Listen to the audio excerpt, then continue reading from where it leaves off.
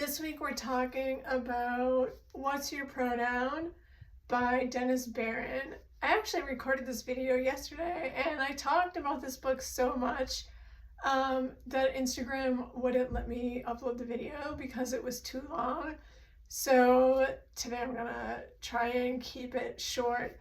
So this book is kind of like a geeky grammar book if you're into like the history of language and how words originated and where they got started from.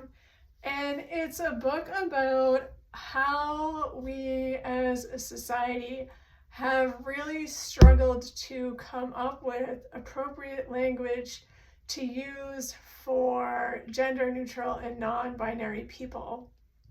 Like what the problem is with using gender neutral they. I mean, there isn't one, but linguists and grammar nerds would argue that they is a plural word and you can't use it in a singular fashion. And so what the book does is it starts out with how we started with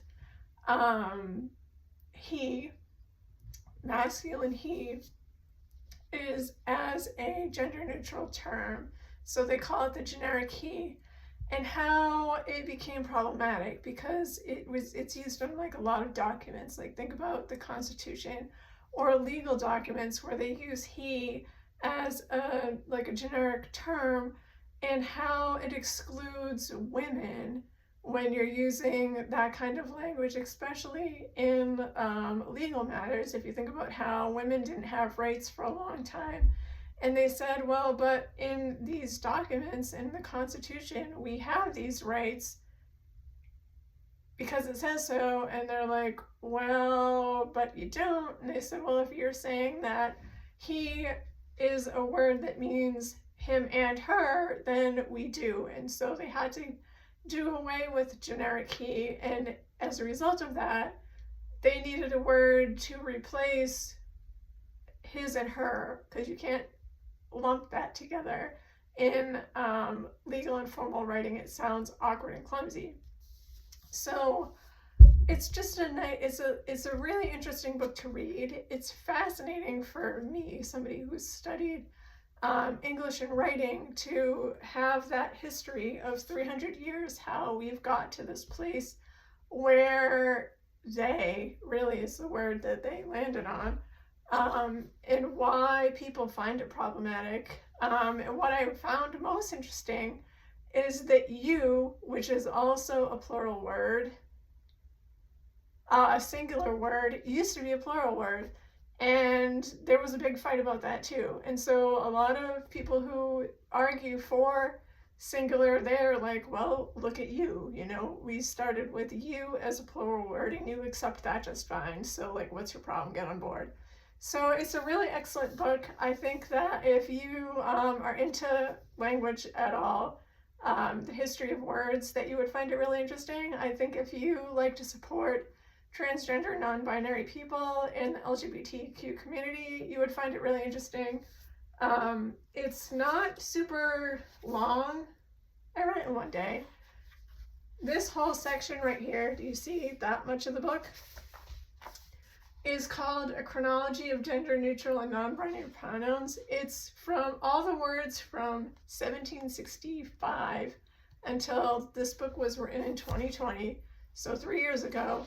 All the gender neutral words that anybody has ever coined at all.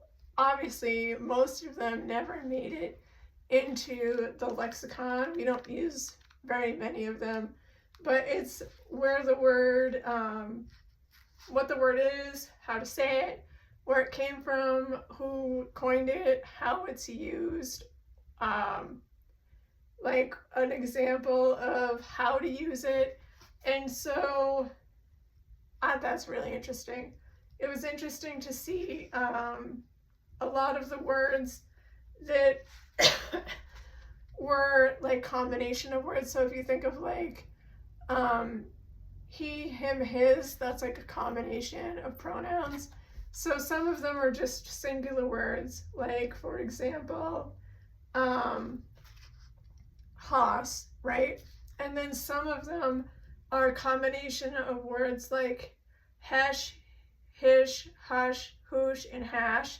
And that's like a combination of words like he, him, and his. And so it was just a really fascinating book to read. I really think it was pretty good. I have a review of it up on my website that you can get to. Click the link, you know the deal. Select the most recent post. It will bring you to my website. Click on blog. I guess I should say that too. It's maybe not super obvious. And then it's the first post. Is always the most recent link. It's always first post. And we'll talk again next week. Okay, bye.